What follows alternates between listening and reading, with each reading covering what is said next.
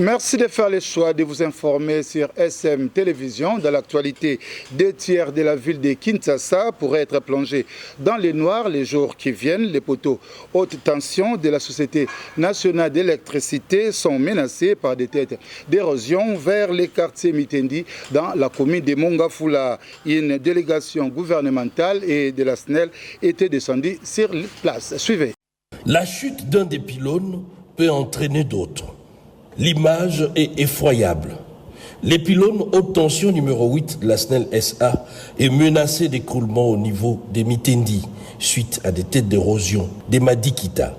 Cette structure métallique de transport de l'énergie électrique comprend 3 lignes, notamment la ligne 400 kV qui va de la centrale hydroélectrique d'Inga vers les postes de Kimwenza, exploité en 220 kV.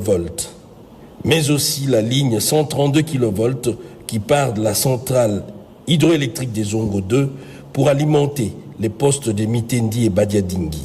Une fois à terre, 2 tiers de la ville de Kinshasa sera plongé dans le noir. Et pour éviter ces drames, le gouvernement de la République, par l'entremise du ministère des Infrastructures, Travaux Publics, a mis les grands moyens. Le ministre des Infrastructures et Travaux Publics, John Banzalunda, vient de lancer les travaux de lutte anti-érosif. Des travaux qui vont durer en somme 6 mois. Et ce, en présence de son collègue des ressources hydrauliques et électricité, Molendo Sakombi, qui s'est fait accompagner par le directeur général de la SNEL SA, ingénieur Teddy Luamba. Nous avons pris nos responsabilités pour protéger ces pylônes. On va utiliser les techniques les plus avancées pour que nous sortions de la zone du danger très rapidement. Et donc nous sommes en train de suivre l'instruction de son Excellence Monsieur le Président de la République, chef de l'État, Félix-Antoine Tshisekedi Tshilombo, qui nous a demandé, comme membre du gouvernement, d'être solidaires pour trouver des solutions aux problèmes des Congolais. Il est plus qu'urgent d'anticiper sur une éventuelle catastrophe qui pourra plonger Kinshasa, du moins une bonne partie, dans le noir. Et ça fera sans doute polémique lors de la plénière à l'Assemblée nationale et à la demande d'un député pour l'organisation de l'élection du président de cette institution et en remplacement de Vital Kamerhe. Jean-Claude Tshilumbayi de l'Union pour la démocratie et le progrès social et premier vice-président de la Chambre basse a déclaré que les orientations de Félix Tshisekedi Antoine, président de la République, seront nécessaires avant l'organisation de l'élection du nouveau président.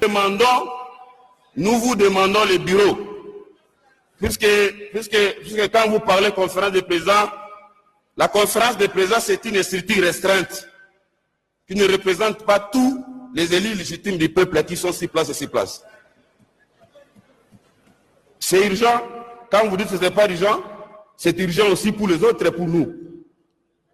Monsieur le Président, il fallait inscrire les élections du président et du rapporteur adjointe ou adjoint dans les calendriers pour que nous puissions discuter ensemble avec vous. Je vous remercie. Merci beaucoup, honorable. Merci beaucoup. S'il vous plaît, je voudrais juste noter ici que nous sommes en pleine discussion d'un point à l'ordre du jour et que avant l'adoption, nous avions soumis à la discussion et à la possibilité de proposer d'autres points. Ça n'a pas été fait, mais nous avons déjà, lors de la plénière passée, rencontré cette préoccupation-là et que nous vous avons signifié que les commandants suprêmes, le chef de l'État, l'arbitre des crises institutionnelles a été saisi de l'information de ce qui est arrivé à notre chambre. Et c'est constitutionnel. Nous attendons donc ces orientations à cet effet-là.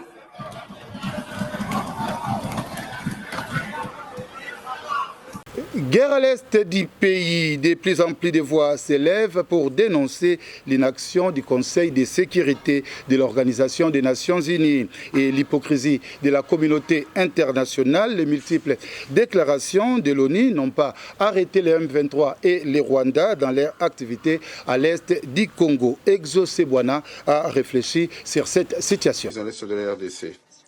Monsieur le Président, Mesdames et Messieurs les membres du Conseil, combien de fois devons-nous nous réunir pour discuter de ces cycles prévisibles de violence?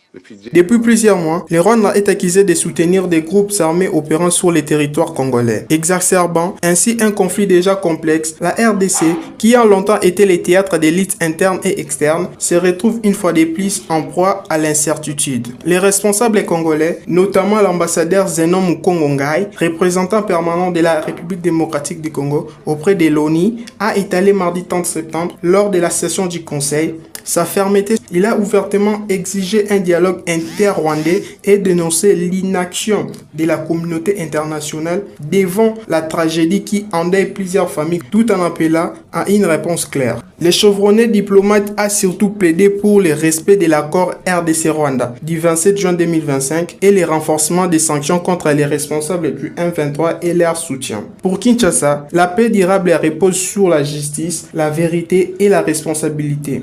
Tous les territoires dont il a pris le contrôle, nous exhortons le Rwanda à cesser de soutenir le M23, à retirer immédiatement ses forces de la RDC. Il faut bien une police bien équipée pour faire face à la montée de l'insécurité dans nos quartiers. Et pour ce faire, le patron de l'intérieur, les VPM, Jacquemain Chabani-Louko, a remis officiellement 450 véhicules au service de sécurité. Mikal Lukamu Mwambai nous en dit un peu plus. Les bénéficiaires sont la police, l'ANER, la DGM, la police des frontières ainsi que les gouverneurs du Sankuru et du Lomami. Ajoutés à la liste les responsables territoriaux de l'intérieur. En plus de 450 véhicules, le vice-premier ministre en charge de l'intérieur a aussi remis les armes non létales. Cette dotation constitue la première phase d'une commande de plus de 1000 véhicules destinés à moderniser et à accroître la mobilité des forces de sécurité. Le gouvernement entend ainsi répondre aux défis persistants liés à la sécurité intérieure, la lutte contre la criminalité, le contrôle des frontières et la gestion administrative des territoires. Le VPM Jacquemain Chabani a toutefois insisté sur le caractère non létal des armes remises. Quittons Kinshasa pour le Congo central. Le gouverneur Grace Bilolo serait-il sur un siège injectable depuis quelque temps? Une communication acquise le VPM de l'intérieur et le gouverneur de la Banque centrale du Congo, André Wameso, ressortissant du Congo central, d'être à la base d'une crise politique qui secoue l'Assemblée provinciale. Des accusations que rejettent les concernés, c'est ce que nous dit Jemima Odia. De moi, mais parler d'une représentation de la majorité qui a eu à mettre en place les bureaux de l'Assemblée provinciale du Congo central. Alors que certains accusent Boudimbo et Wameso, tous des originaires de cette province, d'être à l'origine de cette crise en raison de la rivalité pour le leadership local, Jacquemain Chabani lui s'en tient strictement aux prérogatives que lui confère la loi, dans le souci de préserver la stabilité des institutions provinciales. C'est dans ce cadre qu'il a adressé un télégramme convoquant à Kinshasa pétitionnaires qui souhaitent destituer les bureaux de l'ensemble provincial du Congo central. Pour le vice-premier ministre, c'est les mentions et ou pétitions suffisamment motivées conformément aux lois ainsi qu'aux us et coutumes parlementaires. Il s'est de noter que les consultations avec les membres et animateurs des institutions provinciales ont été retenues au cours de l'atelier de septembre dernier, comme l'un des mécanismes de stabilisation de ces institutions. Et mettre tout le monde de côté, reprendre à zéro, à ovo comme disent bien les juristes, et nous allons mettre un autre bureau en place. Et les effets de la dépréciation du dollar américain face au franc congolais sont de plus en plus palpables sur les marchés quinois. Une baisse sensible des prix des denrées est observée dans différents points de vente. Kevin Mala nous donne les précisions après enquête sur terrain. Depuis plusieurs jours, le marché de Kinshasa connaît une baisse notable de prix de produits de première nécessité. Cette situation résulte du renforcement du franc congolais face aux dollars américains, suscitant un soulagement général chez les consommateurs. Une ronde effectuée récemment sur plusieurs marchés de la capitale congolaise, notamment au rond-point Gaba, a confirmé que cette baisse est réelle et non virtuelle. En effet, le taux de change du dollar au marché parallèle est passé de 2850 francs à environ 2500 francs. Cette évolution a entraîné une baisse de prix. Le sac de maïs de 50 kg est passé de 230 000 francs à 170 000 francs. La mesurette qui est écolo de maïs est passée de 3500 francs à 2200 francs. Les sachets de sucre coûtent désormais 15 000 à 15 500 francs contre 18 000 francs auparavant. Les sacs de riz lion de 25 kg est passé de 65 000 francs à 50 500 francs. Les sacs de semoule autrefois vendus à 65 000 francs est désormais à 49 000 francs selon le marque. Et c'est vraiment rare pour être souligné. Grand des étudiants à l'Université catholique du Congo, les étudiants de l'ICC protestent contre l'augmentation des frais académiques qui passent de 1200 à 1700 dollars américains, une somme jugée exorbitante par les étudiants. Sarah Mossangé. Les étudiants de l'Université catholique du Congo sont montés au créneau ce jeudi 10 octobre après l'annonce soudaine de la hausse de leurs frais académiques qui passent de 1200 à 1700 dollars américains. Cette augmentation soudaine sans aucune explication soulève l'indignation au sein de la communauté estudiantine de l'UCC, étant donné que de nombreux étudiants de cette alma mater vivent déjà dans une grande précarité, contraints à de lourds sacrifices pour pouvoir payer leurs frais académiques. D'après une étudiante de l'UCC, cette augmentation risque donc de condamner bon nombre d'entre eux à devoir abandonner leurs études faute de moyens suffisants. En outre, ils qualifient cette augmentation abusive, pourtant ils sont confrontés à plusieurs problèmes, notamment celui de manque de matériel didactique et logistique, notamment ceux liés à l'accès à l'outil informatique très simple que cette université peine à résoudre, remettant à cause de sa capacité à gérer correctement ses finances. Face à cette situation, les étudiants de l'Université catholique du Congo lancent un véritable cri de détresse auprès des autorités. Et cet appel au secours de la famille de l'ancien président de la Cour constitutionnelle, Benoît Luamba, dans un appel de détresse, la famille sollicite l'intervention du chef de l'État pour obtenir protection. Les détails, c'est avec Emmanuel Kalonji. Fait Benoît Luamba Bintou, ancien président de la Cour constitutionnelle de la RDC, reste dans la mémoire nationale comme un homme de courage et de conviction, qui a marqué l'histoire par son attachement à la justice et à la démocratie. Dans les moments les plus critiques, il a su défendre la Constitution et contribuer à préserver la paix. Aujourd'hui, sa famille vit dans la peur et de le dénuement. Depuis son décès, plusieurs maisons familiales ont été spoliées et la dernière parcelle située à Gombe est désormais menacée. Ces lieux, chargés de mémoire des symboles, risquent de disparaître comme tant d'autres biens emportés. La famille s'interroge, comment celui qui a tant donné à la République peut-il si vite oublier? Est-ce là le prix du sacrifice consenti pour les biens communs? Dans cet esprit, la famille adresse un appel sincère et pressant à son Excellence le Président de la République, Félix Antoine Tshisekedi Tshilombo, et sollicite son intervention pour obtenir protection, justice et reconnaissance afin que la mémoire de Benoît Luamba soit respectée et honorée à sa juste valeur. Page d'histoire dans ce journal. Il y a 57 ans, le 3 octobre 1963, a été assassiné Pierre Moulélé, ce révolutionnaire qui était au gouvernement de Patrice Emery Lumumba en qualité de ministre de l'Éducation nationale, restera gravé dans la mémoire collective comme un grand nationaliste lumumbiste. Keren Salé nous rappelle ce qu'était cet homme. Après les révoltes de janvier 1959, Pierre Moulélé créé son parti politique au nom de PESA. Fin 1959, Moulélé se rend à Conakry pour se former sur la gestion du peuple noir indépendant. Il y rencontre André Bouin qui avait acquis une expérience en travaillant dans la campagne électorale en Guinée. Moulélé invite celle-ci à venir organiser la campagne au Kwango, Kwilu et mettre sur pied des associations de ferme. Aux élections électorales qui précèdent la table ronde à Bruxelles, le PESA obtient 13 sièges du gouvernement Lumumba. Après l'assassinat de Lumumba, Moulélé en voyage au clair déclare que désormais le gouvernement serait précédé par Antoine Gizenga, premier ministre du gouvernement Lumumba. Les Lumumbistes, forcés d'aller au maquis, il arrivait en avril 1962 en Chine où il reçoit une formation policière et militaire dans le but de tourner le Congo et y mettre une lutte armée contre l'armée congolaise et le général Mobutu. En 1966, l'armée nationale parvient à disperser la rébellion de Moulele. Se réfugie au Congo-Brazzaville en septembre 1968. Mobutu décrète une amnistie générale aux rebelles. Le 2 octobre 1968, il est torturé et assassiné. Jean-Pierre Moulele, compagnon de Lumumba, s'est battu pour une émancipation du peuple congolais. Octobre rose, c'est le moment de parler, de prévenir et d'agir ensemble contre les cancers du sein. Un dépistage peut sauver une vie, nous rappelle Vanessa Lusamba.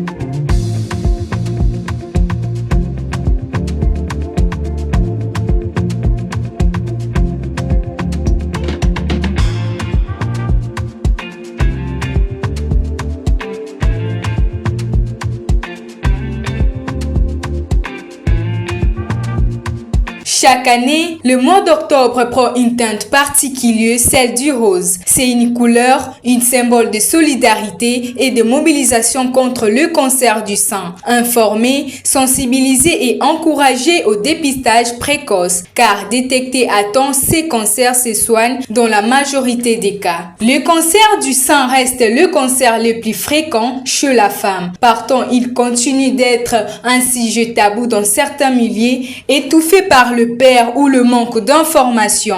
Or, détecter à temps ces cancers peut être guéri dans 9 cas sur 10. C'est là que le message d'Octobre Rose prend tout son sens. Plus tôt on les dépiste, plus grands sont les chances de survie. Ce mois est bien plus qu'un simple symbole. C'est une occasion de parler, d'informer, de soutenir et de rappeler aux femmes l'importance de se faire examiner, de s'écouter, de prendre soin d'elles. Mais c'est aussi un appel aux autorités pour faciliter l'accès aux examens, surtout dans les zones les plus reculées.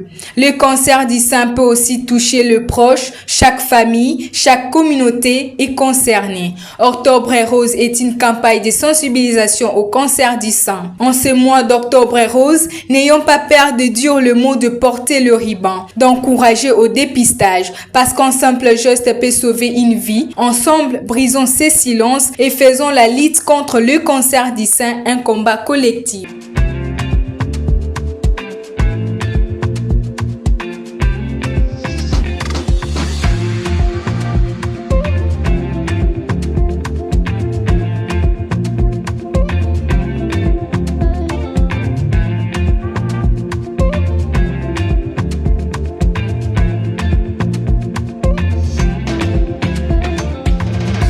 Parlons culture et c'est désormais officiel. Suprématie, le nouvel album de Cindy Leker est annoncé pour cette fin de l'année 2025. C'est Kofi Olomide qui a personnellement fait cette annonce au cours d'un échange avec les youtubeurs. La deuxième première dame fait finalement taire les critiques en offrant aux mélomanes son tout premier album solo, Agnos Mbala.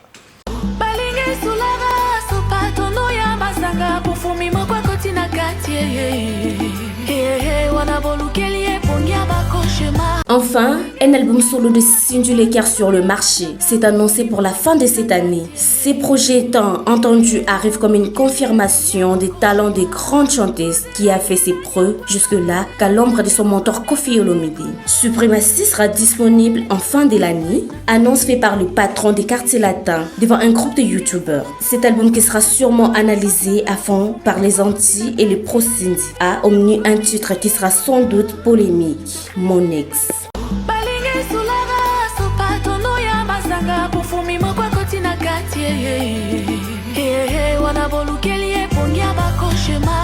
Et complétons cette session d'information avec la revue de presse, la sélection et des Mawatou exaucés.